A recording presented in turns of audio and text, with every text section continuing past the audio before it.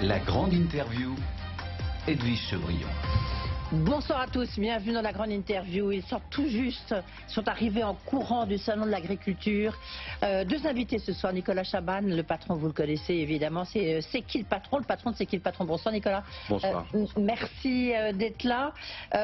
Et vous êtes venu avec Sébastien Grezeau, qui est producteur de lait justement dans la Bresse, près, justement on en discutait là en off, près de Bourg-en-Bresse. Bonsoir Sébastien. Bonsoir. Merci d'être venu là. Je crois que c'est la première fois que vous venez à Paris. C'est la première fois. C'est vrai? Non.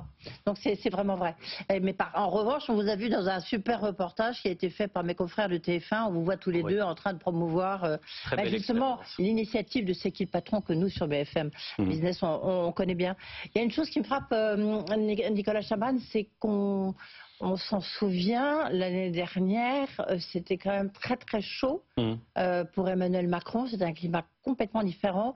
On a l'impression que c'est un climat apaisé, mais est-ce que la colère a cédé la place à la résignation chez les agriculteurs et producteurs de lait? Je vous pose d'abord la question et après je poserai évidemment la question à Sébastien. Non, il n'y a pas de résignation parce que c'est la fin, la résignation. Le dépit, c'est avant la résignation. Peut-être qu'on est un peu dans ça. Est-ce que la colère est là? Ouais, la colère, elle est là. En fait, au-delà de la colère, il y a un mot plus triste encore, c'est l'injustice, quoi. C'est-à-dire qu'un an après, il y a eu un texte récent là, qui ne parle pas de la rémunération des producteurs. C'est-à-dire qu'on ne va pas résoudre un problème de survie des producteurs si à un moment donné ils ne gagnent pas leur vie. Et je crois que cette année c'est ouais, non, je dirais que le côté politique, il y a important, une notion d'urgence, il y en a plein, la sécurité, l'environnement, ça c'est vrai qu'on est dans un moment d'ailleurs un peu anxiogène, mais je vous mets au défi de trouver plus important et prioritaire que le fait de nous nourrir tous les jours. C'est-à-dire que là, on est en train de ne pas se rendre compte que si les producteurs n'ont pas de quoi survivre, ils vont continuer de s'arrêter dans les proportions qu'on connaît, 100 000 de moins en 10 ans, il en reste 390 000, 100 000 fermes de moins, et là, la moitié part à la retraite. C'est-à-dire qui va nous nourrir? Quel enfant va reprendre la ferme de son père ou de sa mère? Donc c'est maintenant que ça se joue. Et on a redit d'ailleurs au président de la République, si ce problème-là s'aggrave, tous les problèmes seront plus graves. Et vous avez répondu quoi? Parce qu'il est venu justement, il a discuté, il est resté. Aujourd'hui, c'est François Bayrou qui est venu, qui lui est Premier ministre, bien sûr. Donc c'est lui aussi qui tient peut-être un peu plus les rênes là. Puis il y a eu cette loi d'orientation agricole qui a été votée juste avant. Et lui, il est fils de paysan, il est paysan. Il vous a parlé? C'est toujours les mêmes discussions. On ne peut pas les trouver stériles. C'est une volonté d'ailleurs du président qui a appelé par ses conseillers en disant il faut qu'on parle de tout ça. Donc c'était plutôt bien, une caisse de résonance à l'histoire. Mais il manque l'action. Il va falloir qu'on passe dans une ère où, après des milliers d'heures de discussion, vous vous rendez compte qu'on a un monde politique qui se parle, qui se donne des arguments et des contre-arguments. Mais quelle action? Oui, quelle action? On va revenir là-dessus. Mais Sébastien Grezeau, je rappelle, non producteur de lait dans l'Ain. Vos parents, c'était familial? C'est une transmission familiale? Une petite ferme familiale où j'ai créé ma ferme en fait. D'accord, vous n'avez pas hérité de vos parents? C'était vraiment un tout petit domaine. Et vous faites, c'est quoi? Vous avez combien de vaches? Au jour d'aujourd'hui, à l'heure actuelle, j'ai 70 vaches laitières et une quarantaine de chèvres avec la vente directe. Et sans cette démarche, en 2016, c'était la descente aux enfers. Notre lait nous était plus payé. On était payé 220 € la tonne, alors qu'il y a 9 ans de là, il fallait être à 320 pour gagner notre vie. On mangeait des sous tous les jours. C'était très dur, on était après... Vous faisiez quoi avant 2000, avant de créer votre entreprise? Je me suis installé tout de suite après l'école. D'accord, ok, directement. Il disait, Sébastien, je parle aussi sous ton contrôle, mais c'est plus qu'une passion, c'est une vie, c'est imprimé. Quand il a fallu... On vit pour notre métier, et à un moment donné, quand ça allait mal, en 2016, ça allait plus, mon père voulait qu'on se sépare des vaches. J'ai pas voulu, je dis si on se sépare des vaches, faut... Et au-delà de l'initiative, évidemment, on va revenir là-dessus, mais juste parce que nous, on attend les ministres, les machins, etc. Vous voyez, on est un peu dans notre bulle parisienne, donc c'est pour ça que c'est intéressant. Est-ce que vous avez le sentiment quand même que, à l'occasion de ce salon de l'agriculture, il y a quand même, vous vous sentez un peu plus épaulé, vous vous sentez un peu plus écouté, un peu plus reconnu Ou pas? Avec notre démarche, oui, j'ai eu beaucoup suite au reportage de... Oui, de TF1, là, maintenant vous êtes devenu star, mais bon... Oui. Suite au reportage, et même BFM, en général, les gens sont très à l'écoute. Oui. Mais votre détresse qu'on sent, qu'on perçoit dans votre voix... La détresse, on l'a eue il y a 9 ans de là. Oui. Bon, on va dire que nous, on a sorti la tête de l'eau, on est plus serein au jour d'aujourd'hui. Mais il faudrait que tous les paysans en général, toute la profession, que ce soit des laitiers, des céréales, la viande, toutes les activités, on vive tous décemment de notre métier. Ça, c'est ce que fait Nicolas. Sébastien dit, tout le monde a le même métier. Hein. Oui. Il y a ceux qui gagnent leur vie et pas, mais c'est les mêmes journées. Oui, on va rebondir là-dessus. Juste, votre lait, vous le vendez à qui?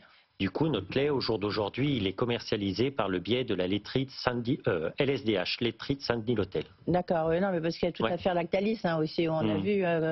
Quand même, j'imagine que ça fait beaucoup de bruit dans votre profession. Ouais. Oui. Mais tout le lait, en fait, juste pour expliquer, le lait de Sébastien, il partait vers l'Italie, 20 centimes, il manquait 20 centimes par litre. Quand la laiterie a fait le partenariat avec nous, les consommateurs, 100% de son lait va dans C'est qui le patron. C'est pas 5%, c'est pas 100% du lait. Et on va vous donner un chiffre très simple. Tu vas le dire à ma place. Nous, ça nous coûte 8 centimes. Vous vous rappelez, je viens souvent, je vous rappelle 8 centimes par litre, c'est ce qui manque sur un litre de lait pour que le producteur vive. Mais qu'est-ce que ça fait en chiffre d'affaires pour Sébastien? Combien tu as de litres annuels 460 000 litres de droits à produire. Si on arrondit à 500, ça fait 5 x 8, 40, ça fait 40 000 euros. 40 000 euros. Nous, les 8 centimes, on rajoute, ça fait 4 euros par an, ça fait 40 000 euros et ça change la vie de Sébastien et de tous les producteurs. C'est ça qu'il faut... Il faut se rendre compte que c'est accessible. Il faut responsabiliser un peu le consommateur. Hein. C'est là où souvent on voit que nous, on peut... Après, il y a la question du pouvoir d'achat, parce que votre lait, vous le vendez à 1,47 €. Vous prenez une marque MDD, c'est 1,06 €. Donc il y a quand même... 1,27 €, pardon, oui. Donc, il y a, vous permettez de dire un truc là-dessus, c'est que... Les marques de distributeurs, les MDD, je dis pour ceux qui n'ont pas... On a bien conscience, on le dit à chaque fois, on veut jamais oublier, on est nous consommateurs, les 30% de familles qui ne peuvent pas rajouter quelques centimes quand tu as du mal à arriver à la fin du mois. On ne peut pas te parler même de 4 € de plus par an. Mais on a oublié de nous parler, nous tous, des 70% de gens qui peuvent mettre 4 € de plus par an. Ces 4 € là, ils vont sauver les producteurs. Il faut qu'on arrête de regarder uniquement du côté du prix le plus bas. N'oublions pas ceux qui ne peuvent pas, trouvons des solutions. Mais pour ceux qui peuvent, il faut qu'on puisse le faire. Vous vous rendez compte que dans les rayons, il n'y a toujours pas plus que 10, 20 produits qui assurent aux producteurs de gagner sa vie, alors qu'on est en 2025. Il faut de la transparence. Notre argent ne doit pas condamner les producteurs. On ne peut pas être rendu complice indirectement de la détresse des producteurs. Mais je parlais tout à l'heure, dans le journal de Guillaume Paul, je parlais tout à l'heure de... mercredi, je reçois Karine Le Marchand, qui est fait là, donc L'amour est dans le pré. Je ne sais pas si vous avez retrouvé votre compagne ou votre compagnon grâce à Karine Le Marchand. Mais elle lance une initiative avec 5 distributeurs. Ils y sont tous sauf Leclerc, qui s'appelle non pas L'amour est dans le pré, L'amour est tout près. Et ils seront en studio mercredi, là, justement parce que c'est pour défendre, promouvoir des agriculteurs, des éleveurs comme vous. J'ai le sentiment qu'il y a un petit déclic qui se fait dans la tête de tout le monde. Et Thierry Cotillard, le patron d'Intermarché, il l'a dit l'autre jour ici. Est-ce que vous ressentez que... on vous regarde un petit peu mieux, puis après je demanderai à Nicole Chaban. Qu'est-ce que vous en pensez, Sébastien Greuzeau, ou pas? Moi, ce qui m'avait marqué, notre embouteilleur, M. Vasnex, le premier coup qui nous a parlé, à nous les paysans, premier coup qu'on s'est rencontrés, il m'a dit « Vous êtes mes résistants. Si je vous ai pas, j'existe pas. On est là pour apporter la matière première. Et il faut cette matière première pour nourrir les gens, pour... Mais est-ce qu'il y a une prise de conscience, vous voyez, Je pense, quand on en cause avec les gens. Salon, moi j'ai l'impression qu'avant on était, alors c'est peut-être pas bon signe non plus, parce qu'on parlait beaucoup d'écologie, de qu'est-ce qui était durable, pas durable, et que là, ça se met plutôt... Non, je me trompe, Nicolas? C'est clair, non. Cette année, la prise de conscience, elle vient de plusieurs niveaux. Je rappelle quand même que les producteurs disparaissent. Et on parle de gens qui nous nourrissent. Donc comment je fais pour me nourrir demain? Les producteurs, avec le conflit qui amène de la nourriture de l'extérieur, on n'est plus sûr de ça. Et alors on connaît bien Karine Le Marchand, qui est sociétaire en plus de la démarche. Moi je la connais et je sais à quel point elle aide le week-end. Elle travaille énormément, elle fait des choses qu'on ne voit pas en télévision. Je ne le dirais pas si c'était pas vrai. C'est quelqu'un qui aide les producteurs toute l'année. Et là elle a fait cette démarche lors des 8 ans. vous vous rappelez? Absolument, c'est parti chez vous, c'est pour ça que je vous raconte ça. Ouais, il y a eu ce déclencheur et alors bon, je lui laisse le soin avec les distributeurs d'annoncer, ça c'est mercredi prochain. Non mais est-ce que vous y croyez?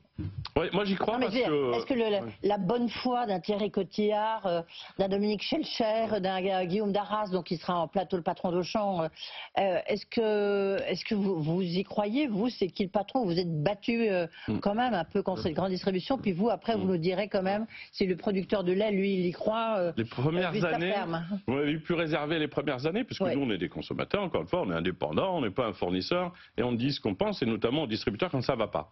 Là, force est de constater qu'on n'a jamais vu les distributeurs en situation d'être aussi capables d'entendre la détresse des producteurs et les attentes des consommateurs. Parce qu'il y a quelque chose qui s'est connecté. Quand vous avez à gérer juste une laiterie qui a des producteurs dans un coin, c'est une chose. Mais quand vos consommateurs viennent, comme pour C'est qui le patron, mais il y a d'autres démarches, j'avais promis de le montrer. Ah oui. Regardez. Oui, parce que là, voilà. Sébastien, lui, il a C'est qui le patron, parce que vraiment, c'est ce qu'il a sauvé, visiblement. Enfin, je dis pas ça pour vous envoyer des fleurs. C'est vraiment ce qui nous a sauvés. Il nous permet de vivre aujourd'hui. On vit décemment de notre métier. Et là, vous pouvez vous rémunérer? Au jour d'aujourd'hui, oui, je me rémunère normalement. Combien? 1 500 € par an. Et là, vous voyez, c'est quoi alors? Voilà, c'est une nouvelle ère. Qui sont dans la radio, on peut penser qu'on a une marque. Alors là, vous avez une autre marque qui a des producteurs, ça s'appelle Cantal et Lot. C'est des producteurs de 3 départements. Ils se sont réunis. Cantal, Aveyron et Lot. Voilà. Ah, Cantal. C'est une très belle démarche. L'argent, lorsqu'on achète ces produits, vont aux producteurs. Et vous voyez, nous, on a C'est qui le patron, mais comme on est des consommateurs, l'idée, c'est que toutes les démarches qui aident puissent être signalées. L'équité s'additionne à l'équité. Il faut sortir de l'idée de la concurrence des parts de marché, même si, bon, quelquefois, ça peut donner des choses finalement intéressantes dans la concurrence des prix. Mais sortons de là. Les distributeurs, pour répondre à votre question, ils savent aussi qu'ils n'ont plus le choix. On parle de nourriture. On parle de nourriture près de chez nous. Et de pouvoir d'achat. Mais le pouvoir d'achat, il y a une autre notion qui apparaît dans l'esprit de beaucoup de gens. Je fais une affaire à court terme, à bas prix. Mais qu'est-ce qui va se passer quand j'aurai esquinté la planète à travers mon acte d'achat, que la santé va se retrouver un peu altérée parce que les produits ne sont pas bons, on va payer l'addition beaucoup plus tard. Donc il y a une espèce de réveil du consommateur, du consommateur, que nous sommes en disant, dites-nous où va l'argent, et surtout je veux savoir ce que je suis en train de façonner comme monde à partir de mes actes d'achat. Alors, je ne sais pas si vous avez, c'est peut-être pas forcément votre priorité, vous n'avez pas le temps, Sébastien. Vous avez regardé un peu cette loi d'orientation agricole qui doit, qui est faite quand même un peu pour faciliter la vie aux agriculteurs, aux éleveurs. Je me suis pas penché vraiment dessus, je vais vous dire honnêtement. C'est 13 heures par jour, donc je connais les journées de Sébastien. Mais... Oui, non, mais c'est ça. Non, mais donc c'est pas. Donc, oui, mais ça veut dire que ça ne répond pas complètement non plus, parce que voilà, vous êtes un producteur. Je peux vous dire un mot là-dessus. Oui, mais justement. Loi, donc 3 jours avant, on leur a dit tout ça. Évidemment, c'est censé être un événement. Il y a des choses qui se passent, des choses pas mal. Bon, rappelez-vous, vous disiez que les promesses n'étaient pas tenues. Non, mais pas voilà. Pour ça, j'ai été plutôt courtois au début pour pouvoir dire la réalité après. Cette loi est votée, il n'y a pas une ligne concrète sur comment on fait quand on est producteur pour être mieux rémunéré. C'est-à-dire qu'on s'adresse à un problème où des producteurs qui nous nourrissent tous les jours cherchent à se nourrir eux-mêmes. On leur dit c'est un événement, il y a une loi nationale qui apparaît et il n'y a pas une ligne pour les rassurer sur le fait qu'ils vont gagner leur vie. Les subventions, c'est pas l'avenir. À un moment donné, il faut touchez de l'argent de l'Europe ou pas de la PAC? Oui, de la PAC, oui. Vous touchez à peu près combien? Grosso modo. Non, je préfère rien dire, je vais dire une connerie. Ah bon, d'accord, ok. Mais et est-ce que là, vous avez touché les avances là, parce que c'était un des problèmes de la crise agricole, de la colère agricole? Pour être honnête avec vous, j'ai la chance, c'est mon père, le cerveau, tout ce qui est comptabilité. D'accord. Voilà. Ouais, et puis en plus, là où je dois rajouter une chose, c'est que quand on est dans cette démarche, mais t'as plus du tout le même stress. Moi, je veux parler il faut pas parler de C'est qui le patron. On va parler de tous ceux qui sont pas en C'est qui le patron. Mais si, très bien. Vous êtes quand même là pour parler de C'est qui le patron, même si on connaît. Mais parce que je veux pas faire une fixette là-dessus. Il y a des milliers de producteurs de lait qui regardent avec angoisse chaque mois comment ils vont s'en sortir pour payer leurs factures, ce que tu as connu en 2016. C'est ce qu'on a connu en 2016. C'est un drame total. Là, l'espoir positif, c'est de dire c'est possible de faire autrement. Il y a un chemin où nous, consommateurs avec les producteurs, on paye au juste prix 4 € de plus par an. 40 000 € de chiffre d'affaires pour Sébastien.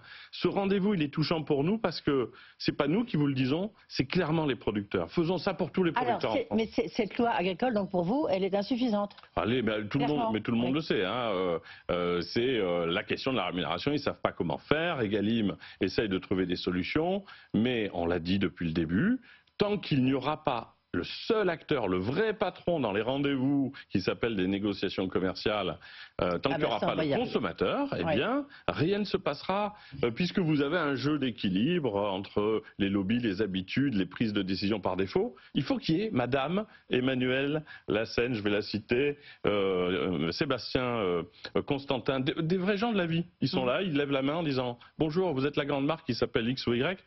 Pourquoi vous ne rémunérez pas bien Sébastien avec mon argent ?» On n'est pas d'accord avec ça. Nous, on est des milliers de consommateurs à vouloir changer ça. C'est ça qui va tout transformer. Et on a un plan, on l'a proposé. Pour l'instant, l'écoute est un peu distraite. On est un peu distraite.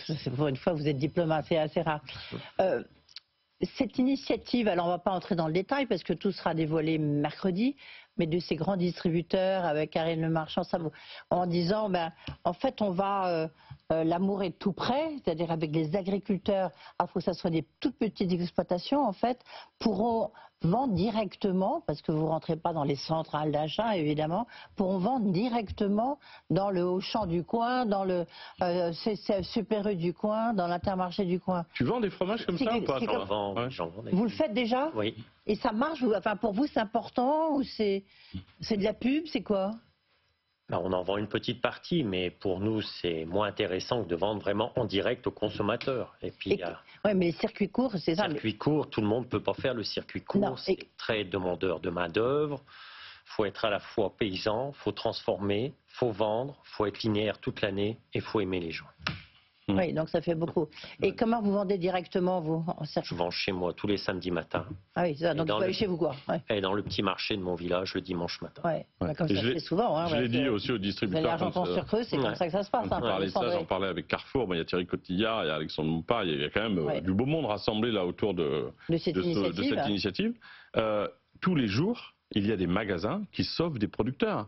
Ils ne font pas tout parfaitement bien tout le temps, hein, mais quand c'est à ce point important pour les producteurs, il faut le dire. Donc il faut qu'un modèle ce soit visible. Et ce qui nous manque à nous consommateurs, c'est qu'on nous le dise clairement. On arrive dans un rayon, là on lance les fruits et légumes. On se disait récemment, tu vois, l'univers des fruits et légumes, à quel moment il y a une petite lampe qui clignote qui dit quand tu achètes ce produit, le producteur est heureux. On n'a aucune transparence. Il faut qu'on sache où va notre argent. Et là, on arrive à l'ère de plus de transparence quand même, un peu.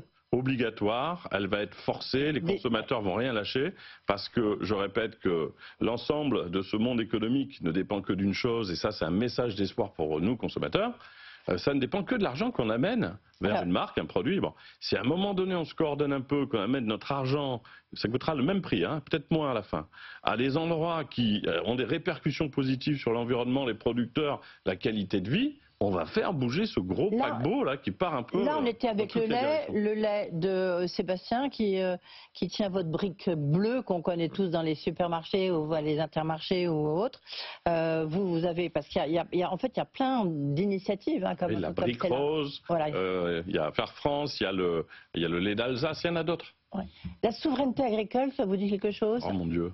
On peut y arriver ou pas? Alors on doit y arriver. Hein. Je répète, je ne vais pas être alarmiste. Imaginez un monde là qui accélère. Aujourd'hui, on a un fruits et légumes. Production de lait, vous regardez la production de lait maintenant. Vous regardez le poulet, une volaille sur 2. Le poulet est étranger. Fruits et légumes, 1 sur 2. Alors, on a eu très longtemps l'idée que ça viendrait toujours de quelque part. Dans le contexte géopolitique, comment il va faire le bateau pour serpenter entre des incertitudes? Et puis il y a le marché. Vous l'avez vécu au moment des masques du Covid. Il y a une cargaison de masques qui arrive à Paris pour les hôpitaux parisiens. Les Américains achètent plus cher, ça part aux États-Unis. Ça paraît fou, mais c'est ça la réalité. On a des producteurs à nos portes. Sébastien, il a pris quelques jours de congé. Il ne demande pas de faire 1 mois de congé en plus. Pourquoi on ne leur donne pas de quoi juste vivre? Oui, mais alors moi je vais commencer à être un peu désagréable quand même, parce que le problème de l'agriculture française, J'imagine, Sébastien, peut-être que vous ne serez pas d'accord avec moi, mais il y a quand même aussi la question de la productivité d'un éleveur français par rapport à un éleveur allemand, d'un marchand de légumes par rapport à celui qui fait des fraises et des melons comme chez vous, Nicolas. Si vous prenez l'espagnol, il est beaucoup plus productif. Peut-être qu'il aurait fallu moderniser un peu plus l'agriculture française. Non, il y a des trop petites exploitations. Mais tu as fait des aménagements chez toi aussi grâce à des revenus. On peut faire des choses. On aménage aussi, on évolue aussi. Mais par rapport aux autres pays, on n'est pas tous pareils, on n'a pas tous les mêmes normes, malheureusement, tous les mêmes cahiers des charges. Mais parce que là, vous êtes combien? Vous êtes 2 sur votre exploitation? Vous êtes combien? Oui, j'avais encore mon père avec moi et j'ai une salariée et un prestataire. Ouais, c'est ça. Ouais. Et donc, il n'y a pas un moyen d'être un peu plus extensif ou pas? D'être un peu plus grand? Oui, mais après, c'est de l'agrandissement, c'est un cercle vicieux, on n'en finit pas. Et nous, pourquoi? Après, si on se ragrandit, c'est des fermes qui disparaissent et on est déjà de moins en moins nombreux. Oui, mais en même temps, ça fait quand même une ferme qui existe. Ah. Je vais vous dire un truc là, j'ai un truc à vous dire. Alors, allez-y, Nicolas, je sens que... On n'en veut pas, nous consommateurs, on a bien regardé. Il faut bien comme partout. Oui, mais vous allez voir ce qui va se passer. Ouais. Là, c'est le drame absolu, on n'en veut pas. Les très grandes fermes, avec une entreprise, vous savez comment ça marche, les capitaux arrivent, rachètent, et là, il y a des gens qui vous disent, mais ils vont devenir salariés, les producteurs, ça ira mieux pour eux. On n'en est pas encore là. Ouais, entre l'exploitation de Sébastien et puis les fermes à 1000 vaches, je veux dire, il y a peut-être une évolution possible. Oui, mais malgré tout, vous avez donc des grandes entreprises qui vont devenir des grands groupes, les exploitations vont devenir de plus en plus grandes, et qu'est-ce qui va se passer? D'où viendront les fonds? Qui sera propriétaire de cette immense ferme qui fait un tiers de la production laitière? C'est un argument, mais c'est pas l'argument unique, Nicolas Chabat. Il est retenu même par ceux qui sont contradicteurs. Le jour, je vous le fais très simple, où tu as un très grand groupe. Vous prenez l'industrie des volailles, la volaille, les poulets. Qu'est-ce qui s'est passé en fait? C'est que justement, il n'y a pas eu une dimension industrielle qui a été donnée. Du coup, qu'est-ce qui s'est passé? Chez nous, on a fermé. Puis maintenant, alors qu'on était premier exportateur de poulet, maintenant ce sont les Allemands. Alors revenons à... Ok, bon, ça c'est sur le principe, je suis d'accord. Mais je ne reste pas d'accord sur le fait que si demain il y a des capitaux allemands, anglais qui détiennent des fermes françaises, un jour la nourriture elle pourra aller là-bas s'il y en a besoin, plus qu'en France. Mais au-delà de ça, vous avez donc des poulets qui sont faits ailleurs parce que c'est moins cher. On a publié récemment la différence mensuelle. Vous connaissez le lait, les 4 €. On a fait le même exercice sur les fruits et légumes. On est à 60 centimes par an. Des calculs que vous pouvez retrouver. Les pommes françaises, on peut se dire, il y a des pommes ailleurs qui sont faites moins chères. Il manque 20 centimes sur 1 kilo de pommes pour un producteur. On en consomme 12 à 13 kilos par an. Ça fait 2,60 €. Il faut qu'on se... Oui, mais vous prenez les fameux exemples qui circulent sur les tomates cerises. Les tomates cerises que vous trouvez, elles viennent du Maroc. Parce que celles qui viennent de France, elles sont beaucoup plus chères. Oui, mais est-ce que vous vous rendez compte que nos téléphones dans nos poches valent 800 ou 1000 €? Oui. On est en train de parler d'un déclic psychologique. Quand vous avez des tomates à 99 centimes, que vous avez l'impression de faire une affaire, on ne mange pas 100 kilos de tomates par an. Donc, ramenons la nourriture à son réel prix. Si on n'a pas ce petit déclic, on va se retrouver avec de la nourriture qui va venir de l'extérieur. Et le jour où elle n'arrivera plus chez nous, je vous assure, on n'est pas alarmiste, on va manquer de nourriture. Et les problèmes, tous les autres problèmes deviendront bien plus grands si celui-là n'est pas sécurisé. Vous voulez ajouter quelque chose, Sébastien? Difficile de parler à Chabat, mais comment vous percevez? Si vous n'êtes pas d'accord, si vous estimez que non, c'est intéressant quand vous dites nous on ne veut pas grandir. Non, faut que nos fermes elles restent à taille humaine et qu'on soit rémunéré à notre juste valeur, que les prix soient en face. Oui, mais l'humain c'est pas forcément 2, on peut être 4, on peut être 10, on peut être 20, ça reste humain quand même. Oui, mais après c'est des gros mariages, c'est autre chose, c'est une autre façon de travailler, ça fait des grosses entités. Après, quand il y en a un qui part, ça fait beaucoup de capitaux, par exemple, pour un jeune qui veut venir reprendre des parts. Oui, ça devient des emprunts. C'est un cercle vicieux, après. Ouais, vraiment, on ne veut pas... On a la chance d'avoir le plus beau pays du monde, les terroirs les plus grands en France. Franchement, c'est pas une vision bucolique et déconsidérant la dimension économique, même si vous êtes spécialiste de l'économie. Nous, consommateurs... Non, c'est juste qu'on constate vous-même. Mais c'est vraiment... le constat, il est là, si vous voulez. C'est que sinon, non, mais vraiment, ça va continuer. Il y a une chose à faire, je le répète. Un grand syndicat a calculé une année de juste rémunération pour les producteurs. Vous savez qu'on arrive à moins par famille, moins de 100 € par an. Voilà, quand on a des téléphones à 600 €, ce qu'il faut qu'on accepte de rajouter pour que ce soit payé au juste prix. Sébastien et tous les producteurs ne demandent pas 3 semaines de vacances en plus. Ils demandent à pouvoir nourrir leur famille. Non mais ça change tout, votre témoignage, c'est sûr que ça change tout. Ça nous a changé la vie. Oui, ça nous a changé et ça nous a sauvé la vie. Oui. Et ça, vous le faites maintenant, vous avez 39 produits. Est-ce que c'est aussi efficace dans les autres produits Non, il y a des produits où ça ne marche pas aussi bien, donc on apprend. Parce que vous avez lancé la fraise, vous étiez venu ici. Il y avait les, comment ça s'appelait, les légumes moches là. Ouais, alors ça marche toujours, les gueules cassées, mais par exemple les steaks hachés n'ont pas fonctionné. Mais entre les spécialistes nous disent. Les œufs, le beurre. Alors les œufs, c'est des records de vente. Les beurres sont les 2 beurres bio les plus vendus de France. Il y a un yaourt complètement méconnu, je ne sais pas si vous le connaissez, qui s'appelle C'est qui le patron. Il est passé devant les ventes d'une grande marque qu'on ne citera pas, parce que le bouche à oreille, les visites des sociétaires et des consommateurs chez les producteurs, quand tu as ce yaourt là dans mes mains, tu gagnes ta vie avec le lait? Oui, toute ma vie a changé. Il faut, je finirai là-dessus, je vois le temps qui passe, que les producteurs et les consommateurs se parlent.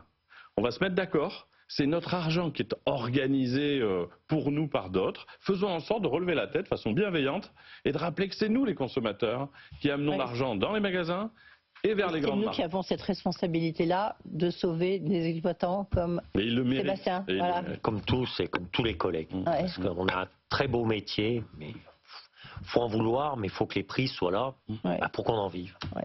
Il faut en vivre, c'est justement le juste prix. Merci Sébastien Grisot d'avoir été jusque dans les studios de BFM Business.